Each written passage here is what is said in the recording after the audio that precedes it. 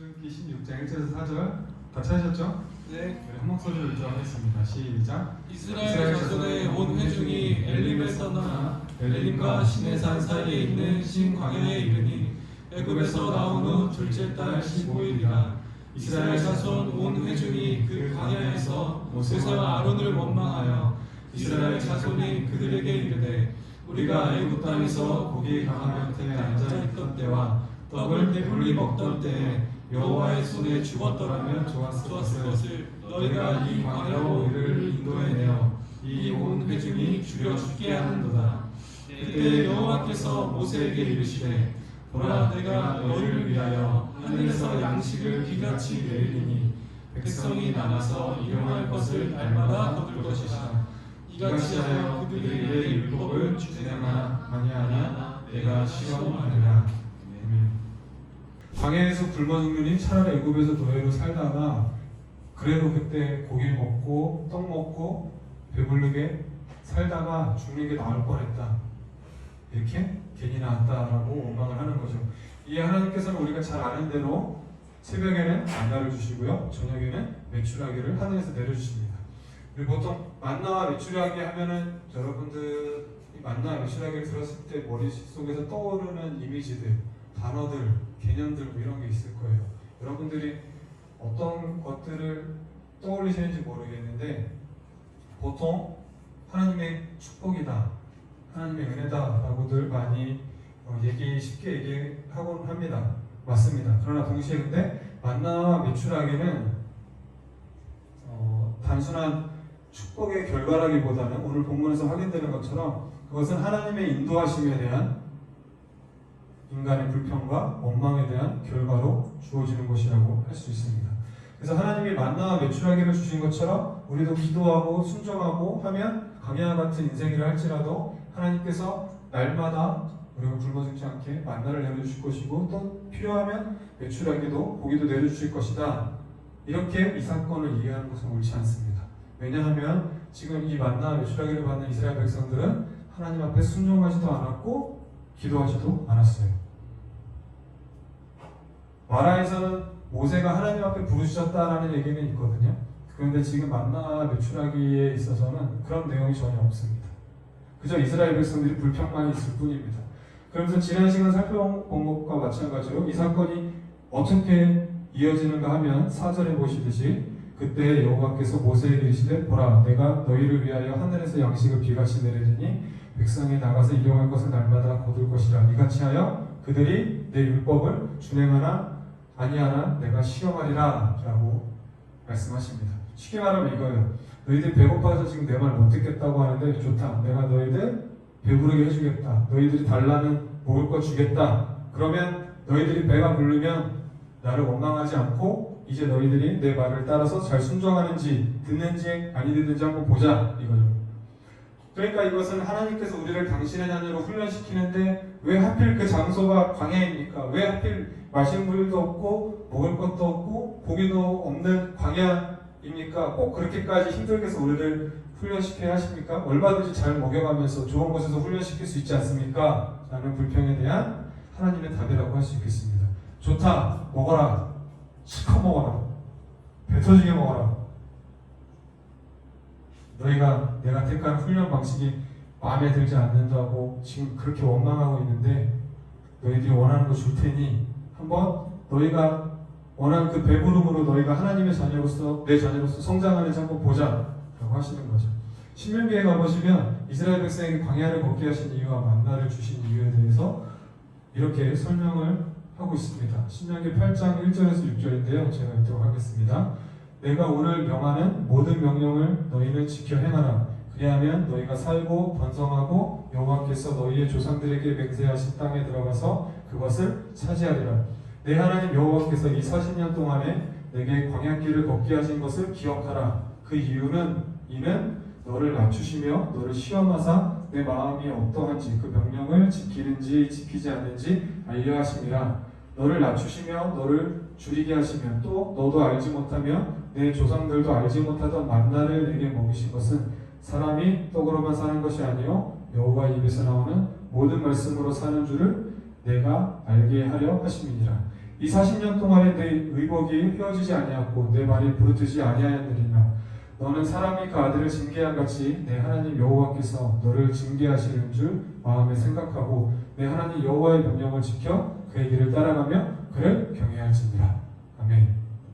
여기 신명기에 보면은 만나를 주시고 시험하신 것은 만나와 같이 우리가 기대하는 만족스러운 조건과 환경으로, 그러니까 우리가 정말 우리가 생각하고 원하는 대로 배부르면 하나님의 말씀을 지키고 배가 고프면 그렇지 못한가를 확인시키기 위함이며, 하나님이 허락하신 구원의 목적, 우리가 하나님을 따라 살아가는데 의와 진리와 거룩함으로 죄심을 받은 새 사람으로 나아가는 데 있어서 필요한 것은 배불름이 아니고 내가 원하는 환경과 조건이 아니고 하나님의 입으로부터 나오는 모든 말씀이다라는 것을 확인시키기 위함이었다는 거죠.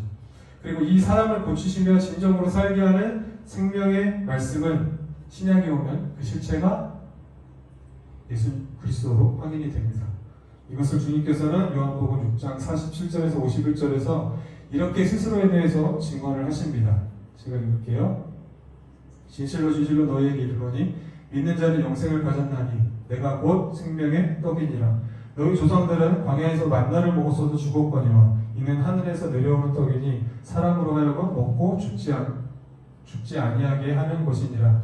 나는 하늘에서 내려온 살아있는 떡이니 사람이 이 떡을 먹으면 영생하리라. 내가 줄 떡은 곧 세상의 생명을 위한 내 살이라 하시니라. 아멘.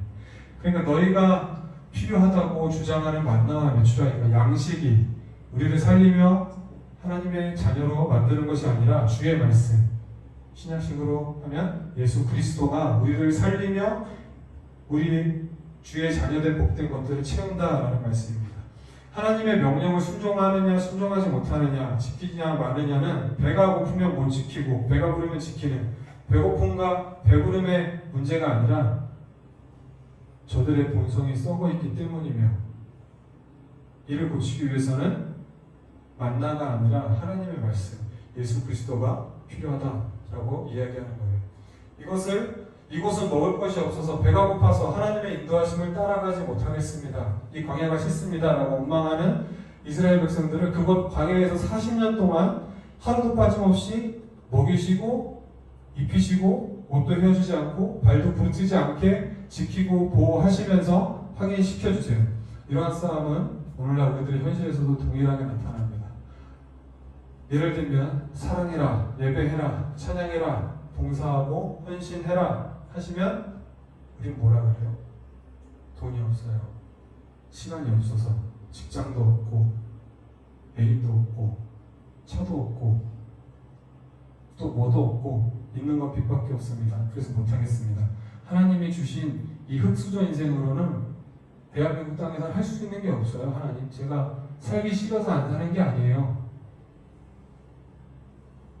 이것이 하나님이 요구하시는 것에 대한 우리의 반응이죠. 좀 더 우리끼리니까 솔직하게 말해볼까요? 하나님, 저 찬양 인도자가 마음에 들지 않아요. 신종호를 보내주시옵소서. 신종호쯤은 내가 이 예배 분위기가 살겠습니다. 하나님, 말씀 전하는 사람이 마음에 들지 않아요.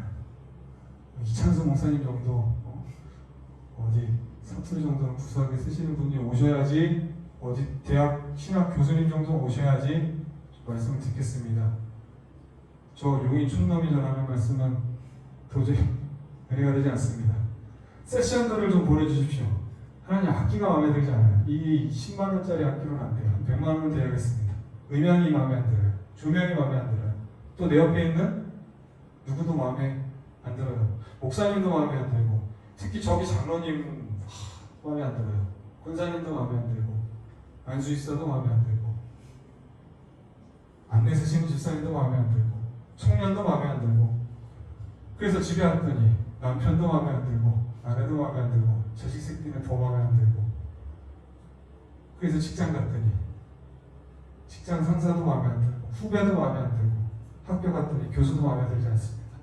왜 제가 한국 남자로 태어나서 군대를 가야 하는지 그것도 도무지 이해할 수가 없습니다. 그것들만 아니라면 제가 정말 주를 잘 섬길 수 있을 것 같은데 그것 때문에 못하겠습니다. 어떻게 그것들부터 하나님께서 좀 해결을 해주셔야 될 거 아닙니까? 하나님 능력 있으시잖아요. 그런 것 좀 깔끔하게 해결해 주십시오. 이런 불평과 원망을 하죠. 나는 모르겠다라는 표정들을 하고 계시는데 그러면 설교 진행이 안 됩니다. 이제 고등학교 때만 해도 핸드폰 이제 막 갖기 시작했어요. 그때 처음에 나왔던 게 4가지 색인가 그럴 거예요. 4가지 색? 색까지 기억 안 나고 빨간 거, 파란 거 이런 거. 그 다음에 8가지 색, 16가지 색, 256가지 색. 256가지 색. 이거는 완전 그 이전 거랑은 차원이 틀린 거예요. 깜짝 놀랐지. 야, 핸드폰이 이렇게 나온다고? 그러다가 애들끼리 얘기하면서 야, 이러다가 우리 나중에 핸드폰으로 TV 보는 거 아니야? 그때 시절이 있어요. 군대 가기 전까지만 해도 그런 얘기 있어요. 야, 우리 군대 갔다 나오면은 이 핸드폰으로 뭐 할 것 같아? 뭐 할 것 같아? 하지 말라 그랬어. 웃기는 소리 하지 말라 그랬어. 근데 어떻게 됐어요?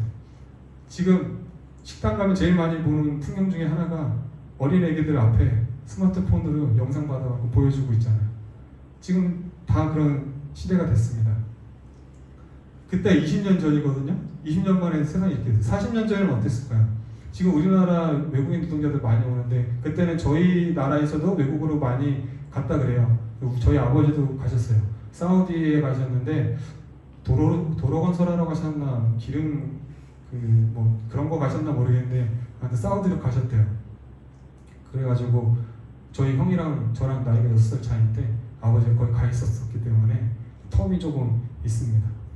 물론 어느 시대나 잘 사는 사람이 있고 못 사는 사람이 있긴 하지만 그 당시에만 해도 아기 키울 돈이 없어가지고 뭐 지금도 그런 사람들 많은데 아기 키울 돈이 없으니까 아기가 생기면 어떻게 했을까요?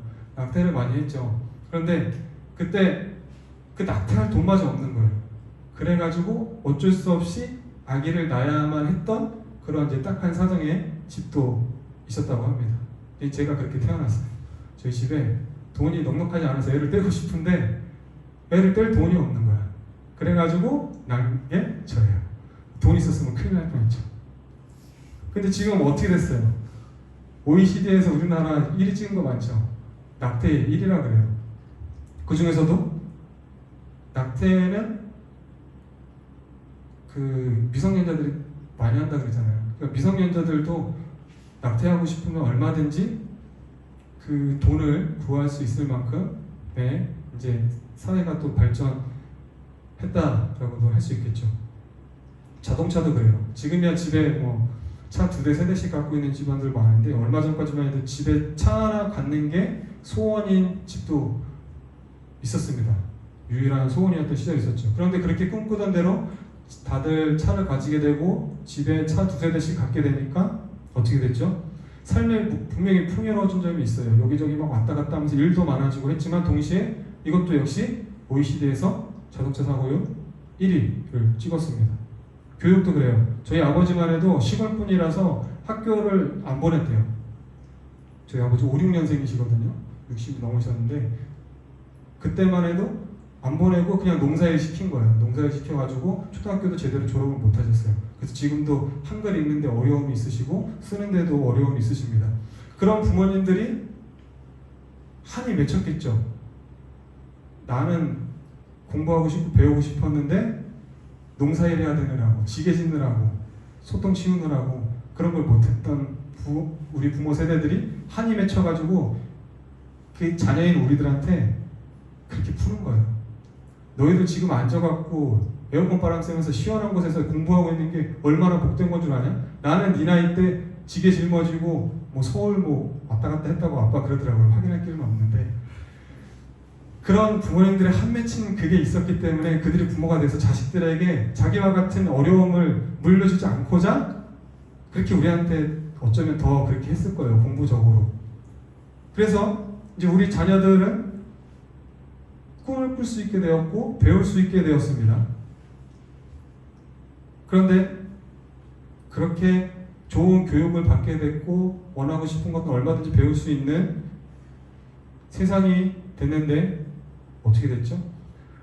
그렇게 교육 잘 받은 애들이 어때요? OECD 국가에서 또 하나 찍은 거 있잖아요. 자살률 1위. 왜 죽어요? 그렇게 공부 열심히 좋은 교육 많이 받았는데 좋은 환경에서 살았는데 성적이 떨어지니까 자기도 뛰어내리고 또 친구들끼리 괴롭힐 때도 더 지능적으로 괴롭히는 것 같더라고요. 옛날에 그냥 치고받고 때리는 게 다였어요. 요즘은 아주 고도의 심리적으로 애를 죽음으로 몰아가는 이제 그런 나쁜 그런 것들도 있더라고요. 교회는 어떨까요? 옛날에 제가 신대원 다닐 때 항상 이제 교수님들 하는 말씀이 너희들 졸업하자마자 다 천막 들고 나가서 개척하라고. 지금 무슨 천막하면 바로 신고 들어가고 붙잡혀 들어가는데 말도 안 되는 소리 하신다고. 근데 그분들 때는 그러셨나 봐요. 천막 짓고. 그리고 대다수 저 기억만 해도 그 단독 건물 있는 교회는 거의 없고 대부분 이제 상가 안에 있는 새 들어 있는. 그래서 그분들이 찬양을 하고 싶고 기도하고 싶고 밤늦게 새벽에도 모이고 싶은데 그 사장님 눈치도 봐야 되고 또 주변 가게들 이런 걸 주택가기도 하고 그런 거 눈치 보니까는 그렇게 마음대로 집회 같은 것도 할 수 없는 상황이었어요. 그래서 그들의 유일한 꿈이 뭐였냐면은 우리 마음 놓고 부르짖으면서 하나님 찬양하고 싶다. 마음 놓고 부르짖으면서 밤새 하나님께 기도하고 싶다. 밤새 말씀 부흥에 듣고 싶다 하는 게 우리 신앙 선배님들의 꿈이고 목표였고 기도 제목이었어요. 그렇게 열심히 기도하셨어요. 열심히 신앙생활 하셨어요. 그래서 오늘날 많은 대형교회들도 생기고 세상에서 유명한 건축물도 우리 교회가 많이 차지하고 있기도 합니다. 그런데 어떻게 됐습니까?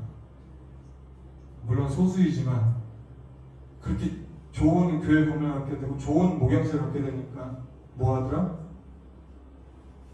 목욕실로 여자 불러서 추행하더라. 헌금이 넉넉해지니까 헌금으로 뭐 하더라? 땅 사더라. 주식하더라. 장로들끼리 서로 싸우더라. 그리고 자식한테 어떻게든 물려주려고 하더라. 우리 얼마든지 보는 현실이죠. 그때 그들이 꿈꾸고 소원하길 간절히 기도하던 것들이 이루어진 지금 오늘날에 와서 신앙이 더 좋아졌습니까?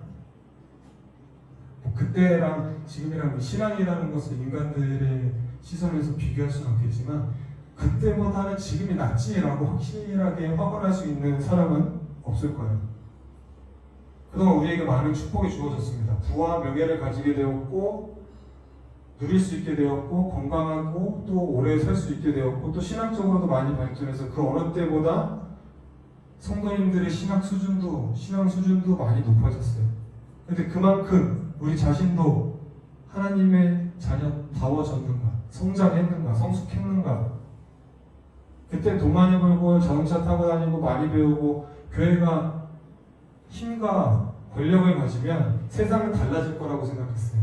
우리가 지금은 이렇게 힘이 없는 기독교회니까 우리가 힘을 가지고 우리 교회에서도 대통령이 누가 하나 나오면 우리가 한국을 바꿀 수 있을 거야. 한국은 더 좋아질 거야 라고 생각을 했어요. 근데 기독교 출신 대통령님도 나오고 국회의원도 많고 많아졌어요. 힘도 많이 가졌어요. 입김도 세졌어요. 신문사도 운영해요. 근데 어떻게 됐어요? 예전보다 한국이 좀 더 기독교화스러워졌는지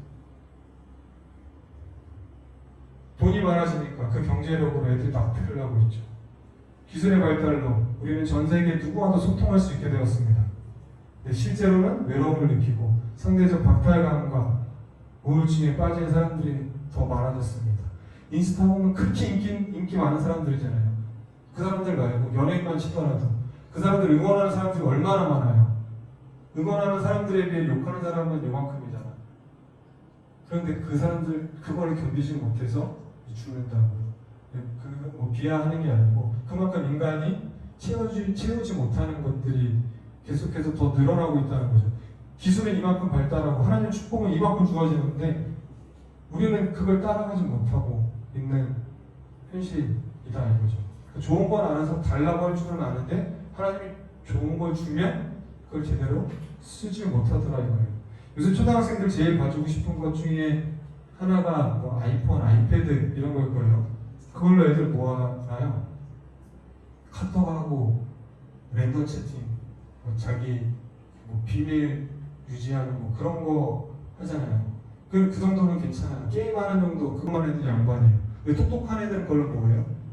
부모님 뭐 아이들하고 성인용 사이트에도 가입하고 그리고 카톡에다가 친구 한 명 데려다 놓고 나가지도 못하게 하고 계속해서 괴롭히고, 그걸로 여러분 핸드폰에 부모님 생신이나 뭐 이런 것들 저장해 놓으신 분들 몇 분이나 계십니까? 그러니까 알고 외우고 있는 사람도 알고 모르고 있는데 저장해 놓고 있는 사람도 얼마나 돼요? 스케줄 관리를 뭐 우리가 스마트폰이나 펜으로 뭐 이런 걸 합니까? 오히려 그런 거 없었을 때, 저는 어릴 때 그런 거 없었는데 맨날 밖에 나가서 친구들이랑 되게 잘 놀았어요. 비석치기 하고. 그때 뭐 따돌림 이런 것도 없었고. 안 했어요 여러분? 구슬 치고 카드놀이 하고 그런 거 놀았습니다. 그러니까 하나님이 말씀하시는 건 뭐냐면, 너희들 일단 불평부터 하고 보는데, 불평하기 전에 일단 너희들 그런 거를 주었을 때 잘 사용할 수 있는 실력부터 키워라, 쌓아라 이겁니다. 너희가 바라는 모든 조건이 갖추어진 세상은 천국으로 분명히 주어질 것이다, 허락될 것이다. 그러니 너희는 그런 걱정하지 말고 우선 너희 안에 그 구원받은 자의 내용부터 채워라. 나의 충만함을 입으라. 말씀으로 너의 영혼을 고치라 라는 것이죠. 풍족한 삶이 우리의 신앙에 있어서 전부가 아니라는 것은 주변 조금만 둘러봐도, 내 자신만 봐도 얼마든지 알 수 있습니다. 근데 우리는 여전히 불만이죠. 나는 진짜 힘들어서 그렇다. 이것만 좀 해결되면 나는 진짜 하나님 열심히 믿을 거다. 나만은 아니다. 나만은 정말 돈이 없어서, 나만은 정말 힘들어서, 나만은 진짜 이 가정이 너무 이 문제가 있어서 그런 거다. 내가 너만큼만 해봐라. 너보다 100배 열심히 할 거다. 근데 여러분들보다 못 가진 자들도 여러분 보면서 그 생각하는 거 아세요?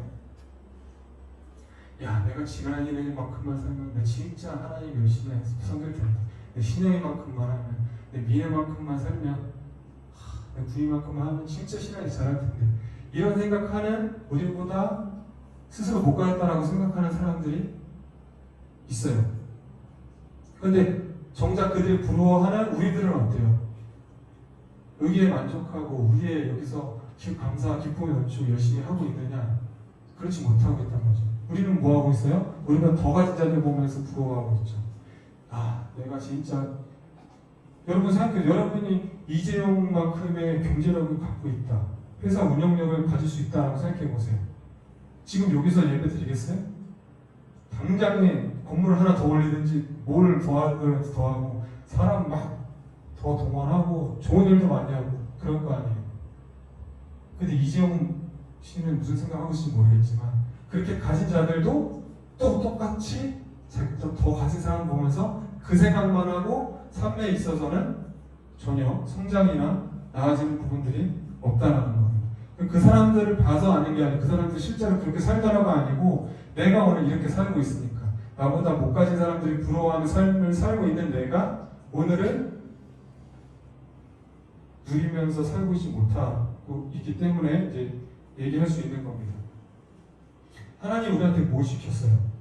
하나님이 언제 우리한테 돈 달라고 한 적 있어요? 집 달라고 한 적 있어요? 여자친구 데려와라, 아니면 결혼해라, 이런 적 없으시죠? 물론 물질적인 헌신을 요구하실 때가 있긴 있습니다. 여러분 인생에 언젠가 찾아올 거예요. 그럴 때 또 아낌없이 내어드릴 수 있어야겠지만, 그때도 하나님은 여러분들에게 능력이 있을 때 달라 그러실 겁니다. 예를 들면 20살 애한테 집을 팔아 헌금해라, 이런 거는 뭐 지금은 이제 부흥사님들도 그런 얘기는 안 하시는데, 다 능력이 있을 때, 할 수 있을 때 할 수 있는 것 하라고 하나님께서 말씀하실 거예요. 하나님은 없는 사람한테 요구하지 않습니다. 없는 나에게서 정말 받아내고 싶으시잖아요. 그러면 일단 채워주고 나서 그거 달라고 요구하실 거예요. 아브라함 보세요. 자식 없는 아브라함한테 자식 달라고 안 하시죠. 자식부터 주시잖아요. 그 다음에 이 사랑하는 독자를 내놔라 라고 말씀하시는 거예요. 주고 나서 하나님께서 요구하시는 거예요. 우리가 불가능한 거, 할 수 없는 건 요구하지 않습니다. 하나님이 여러분들에게 진정 요구하는 것이 무엇인지 생각해 보십시오. 하나님은 우리가 바라시는, 하나님께서 정말 우리한테 바라시는 것은 우리의 외적인 것들, 돈이니 건강이니 지식이니 아니면 뭐 어떤 달랐던 어떤 특별한 능력이니 이런 게 아니고, 성경 내내 하는 하나님의 말씀은 뭐냐면 네 마음을 달라. 네 진심을 달라. 오늘 네 마음이 어떠하냐? 네가 나를 바라보고 있느냐? 나를 좀 사랑해달라. 이것이 하나님이 우리를 향하여 가지신 유일한 요구입니다. 여러분들이 오늘 하나님께 구하고 있는 것은 무엇입니까? 그것이 주어지면 여러분들의 신앙이 성장할 거라고 확신하십니까? 그렇다면 구하십시오. 그러면 주실 겁니다, 하나님이. 그러나 먼저 여러분들이 지금 하나님께 구하고 있는 기도의 내용과 하나님이 여러분들에게 요구하고 있는 내용들을 비교해 보시기 바랍니다. 하나님이 요구하시는 내용에 순종하는 데 있어서 내가 지금 오늘 요구하고 있는 것들은 정말 필요한가 생각하고 고민해 보십시오. 여러분들이 만족스러워하지 못하고 불평하고 원망하고 있는 내용들은 무엇입니까? 그것들은 결코 여러분들이 하나님의 자녀로 살아가는 데 있어서 그 어떠한 방해도 할 수 없습니다. 우리가 돈이 없음이, 직장 없음이, 꿈이 없고 애인이 없고 배고픈 것이 나를 괴롭히는 누군가 내 옆에 있는 것이 결코 우리가 하나님을 사랑하는 일을, 하나님을 찬양하고 예배하고 기도하는 일을 방해하지 못한다. 그것들은 내가 하나님의 자녀로 성장해 나가는 데 있어서 하나도 방해하지 못한다. 내가 천국 가는 길에 있어서 그것들은 아무런 방해도 되지 못한다. 우리 대표적으로 코로나 문제 생각해 봅시다. 이 코로나 놓고 우리 정말 기도 열심히 하는데 이 코로나가 해결되면 우리 신앙이 더 좋아질까요? 대한민국이 바뀔 것 같아요? 기독교 종교 지도자들이 바뀌겠습니까? 여러분들 신앙이 성숙하겠습니까? 여러분들 힘들게 하는 그 과장놈, 팀장놈들 이 땅에서 사라져버리면 여러분들의 믿음이 좀 좋아질까요? 우리 삶이 조금 먹고 살만해질까요? 코로나가, 직장 상사가, 교회 안에 누군가가 우리가 하나님을 향하여 나아가는데 어떤 방해를 하나요? 방해가 됩니까? 잘 생각해 보세요. 그들이 아니라 우리 스스로가 우리 스스로의 죄성 때문에 나의 연약함으로 인해서 나 스스로를 억압하고 나 스스로를 방해하고 나 스스로를 힘들게 하고 있는 건 아닙니까? 그래서 사실 문제는 우리 안에 있는데 알면서도 그걸 인정하고 싶지 않아서 다른 것들을 핑계 삼고 있는 건 아닙니까? 물론 이따가 또 함께 또 어려움들 놓고 기도할 것입니다만 그것은 어디까지나 우리가 아버지께서 자녀들의 고통에 대해서 외면하지 않으신다라는 그 자비하심에 근거하여 기도하는 것이지 그것이 우리 신앙의 정진을 위해서 그것이 무슨 우리의 신앙을 방해하기 때문에 하나님 이 문제들 해결해 주셔야 됩니다라고 기도하는 게 아닙니다. 혹은 내 욕심을 채우기 위해서 그런 기도의 내용들을 하는 게 아니에요. 세상이 우리 마음에 들게 바뀐다고 우리가 성장하지 않습니다. 세상을 바라보는 우리가 바뀔 때 비로소 세상은 바뀌게 될 것입니다. 그리고 우리는 한층 더 주의 자녀로 성장하게 될 것입니다. 그 작업을 하나님께서는 광야와 같은 우리의 힘든 현실에서 해나가십니다. 그리고 그렇게 우리를 고치시고 성장시키는 데 필요한 것은 뭐라고 말씀하셨죠? 하나님의 입에서 나오는 모든 말씀. 또 다르게 표현하면 예수 그리스도라고 말씀하십니다. 우리가 그 누구보다 말씀을 붙잡고 살 때 그리스도를 의지하여 광야와 같은 하루를 버티며 견디며 살아낼 때 우리도 모르는 사이에 성장해 있을 것입니다. 여러분들 손톱 한번 보세요. 언제 잘랐어요? 어제요. 저는 한 일주일에 한 번 잘라야 되는 것 같아요. 생각보다 빨리 자라더라고요. 아니면 한 2주 이상 기르시는 분 있나요? 없죠. 근데 여러분 이 손톱 자라는 게 느껴져요? 느껴져요? 아 오늘 좀 잘하고 있구나. 몰라요. 자라고 나면 이틀 3일 몰라요. 근데 어느 순간 일주일쯤 되면은 이 머리를 긁적이다 보면은 이게 좀 아파온단 말이지. 그럼 언제 또 손톱이 또 자를 때가 됐구나 하고 그렇게 느껴진다고요. 여러분들 머리카락 자라는 거 안 느끼잖아요. 발톱 자라는 거 안 느껴지잖아요. 그런데 얘네들은 내가 잘하고 있는지 느끼지도 못하고 얘네를 위해서 뭘 하고 있는지도 모르겠는데 얘네들은 어쨌든 자기 할 만큼 자기가 자라날 만큼 매일매일 하나님 허락하시는 만큼 자라나고 있단 말이죠. 오늘 우리도 마찬가지예요. 나는 전혀 신앙이 나아지고 있는 것 같지 않아. 내 삶 현실은 여전히 똑같은 것 같아. 그런데 우리가 느끼지 못할 뿐이지 잘하고 있다니까요. 우리가 잘해서 잘하는 게 아니고 하나님이 허락하신 만큼 그만큼 하나님 손 안에서 붙잡혀서 자라나고 있는 겁니다. 그러니까 내 신앙은 언제쯤 자라날까? 나는 언제쯤 하나님의 자녀다워질까? 걱정하거나 두려워하거나 불평하실 필요가 없다 이겁니다. 어쨌든 하나님께서 키워가고 계시다. 하나님의 은혜 안에 자라나고 있다라는 거예요. 언제 내 신앙이 이렇게 자랐지? 하면서 놀라고 하나님을 기뻐하며 찬양하는 날이 속히 오기를 주님 이름으로 축복합니다. 우리 함께 찬양하겠습니다.